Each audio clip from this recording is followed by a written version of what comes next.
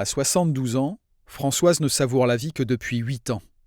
Après un premier divorce, elle rencontre un homme qui, 20 ans durant, lui imposera le silence, le calvaire des insultes, des claques, des coups de poing.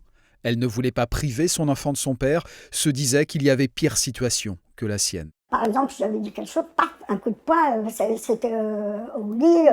Je me relevais le lendemain avec un œil au beurre noir. J'allais au travail, alors je disais que bien sûr que je m'étais collée dans une porte.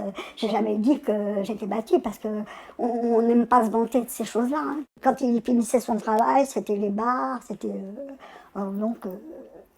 il arrivait, se mettait les pieds sur la table, moi je faisais la vaisselle, je me débrouillais avec les enfants. Puis bon, il allait au lit, ça allait à peu près le soir.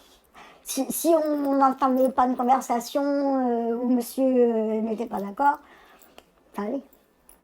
Françoise ne retrouve sa vie que le jour où son compagnon s'en va. Aujourd'hui, elle dit être une autre femme et défend l'idée qu'il faut agir dès la première claque. À l'espace Gisèle à Limy du Mans, les victimes trouvent un lieu d'écoute et de conseil, mais pas seulement. Une femme déterminée à se libérer trouvera ici une solution.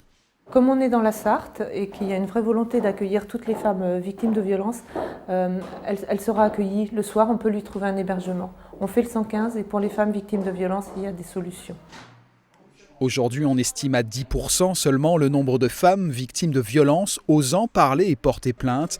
Premier écueil pour les associations, le silence.